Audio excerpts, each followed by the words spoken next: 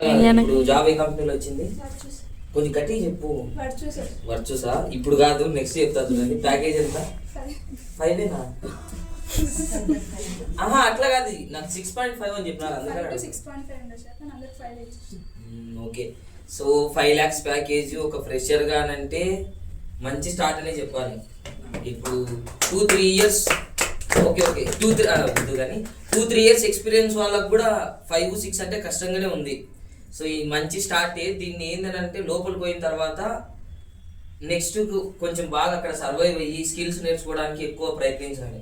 ఎందుకనంటే 5 lakhsతో ప్యాకేజ్ రావడం కొత్త ఏం కాదు, మనం ముందు కూడా చాలా చూసినాం, 6-7 కూడా వచ్చినాయి. బట్ ఏంటంటే అక్కడికి పోయిన తర్వాత మనం ఎక్కువ మన స్కిల్ డెవలప్మెంట్ మీద మనం ఫోకస్ చేసుకోవాలి. సో ఇది అయిపోయినట్టు కాదు, ఇప్పుడు నుంచే స్టార్ట్ అయినట్టు. ఈవెన్ 3.5, 2.5తో కెరియర్ స్టార్ట్ చేస్తారు చూసినారా, వాళ్ళకి పెద్ద ప్రాబ్లం ఏం లేదు. ఎందుకు? ఇన్ కేస్ రేపు పొద్దున కంపెనీకి ఎటువంటి సిచ్యువేషన్ వచ్చినా వాళ్ళని ఉంచగలుగుతారు. 6-5 ఇట్లా ఉంటాం కదా, మనం చాలా కష్టపడుకోగలగాలి. ఎందుకంటే 5 తర్వాత ఏ నెంబర్ కోవాలి నువ్వు? 6-7 కోవాలి.